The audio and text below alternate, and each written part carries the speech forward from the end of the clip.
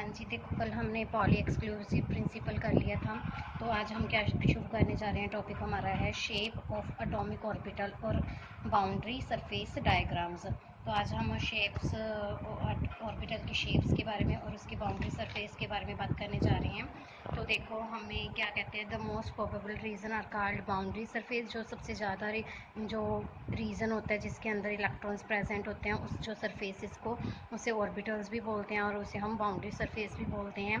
First हमारे पास क्या है, रेडियल वेव फंक्शन है। फर्स्टली रेडियल वेव फंक्शन क्या होता है बेटा, इसमें क्या होता है जो हमारे पास वेरिएशंस आती हैं, जो भी हमारे पास वेव फंक्शन की वेरिएशंस आती हैं जिससे हमारे पास कोई भी ऑर्बिटल की शेप बनती है, उसे हम क्या बोलते हैं, उसे हम बोलते हैं रेडियल वेव फंक्शन। ठीक है, उसे जाई से डोनेट करते हैं।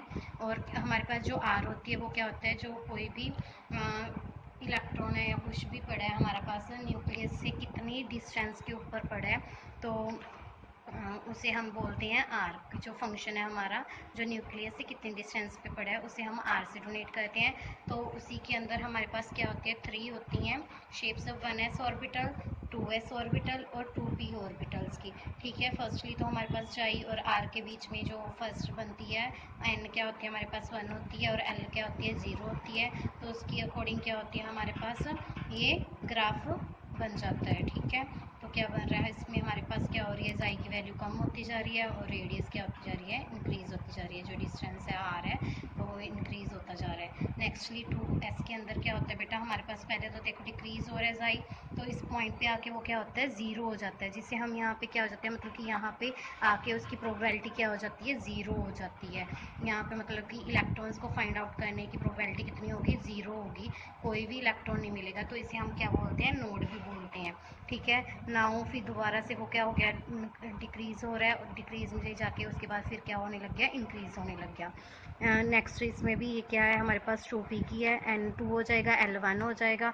तो इस अकॉर्डिंग क्या आ जाएगा हमारे पास, पहले लेस था जाई की वैल्यू, उसके बाद इंक्रीज होने लगी फिर डिक्रीज होने लगी। ठीक है, ये हमारे पास सारी जो है रेडियल वेव फंक्शंस हैं। तो इसमें हमारे पास ये क्या हो गया, हमारे पास 1s 2s और 2p की होगी डायग्राम। नेक्स्ट हमारे पास है प्रोबेबिलिटी डेंसिटी, उसे हम क्या लिखते हैं, जाई स्क्वायर से डोनेट करते हैं।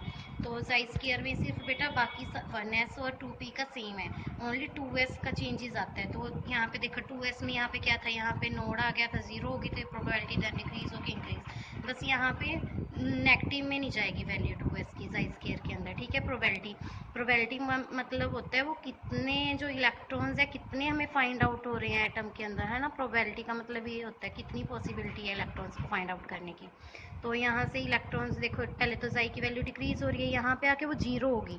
0 मतलब कि यहाँ पे नोड बन गया हमारे पास, 2s के अंदर नोड बन गया, मतलब कि यहाँ पे इस पॉइंट पे तो उसकी प्रोबेबिलिटी क्या होगी, 0 होगी। यहाँ पे इलेक्ट्रॉन्स को फाइंड आउट करने की प्रोबेबिलिटी क्या होगी हमारे पास, 0 होगी। ठीक है, नेक्स्ट फिर वो क्या होगी, इंक्रीज होगी, इंक्रीज होके वो क्या हो जाएगी, फिर दोबारा से डिक्रीज होगी। ठीक है बेटा, ये हमारे पास डेंसिटी का ग्राफ है सारा। उसके बाद नेक्स्ट हमारे पास क्या आ जाएगा, शेप बाउंड्री सर। उसके बाद शेप में क्या होगा, देखो शेप ऑफ एस ऑर्बिटल की क्या होती है हमारे पास बेटा, बिल्कुल स्फेरिकल शेप होती है 1s ऑर्बिटल की। ठीक है, ये बिल्कुल स्फेरिकल, हम इसे सर्कल नहीं बोल सकते। क्यों नहीं सर्कल बोल सकते, सर्कल क्योंकि हमारे पास क्या होता है 2 डायमेंशंस में होता है, और जो हमारे पास ये होती है 1s की ऑर्बिटल होती है ये स्फेरिकल होती है, क्योंकि ये 3 डायमेंशंस में होते हैं। ये एक्स एक्सिस होगी देखो हमारे पास, ये वाई एक्सिस होगी और ये जेड एक्सिस होगी।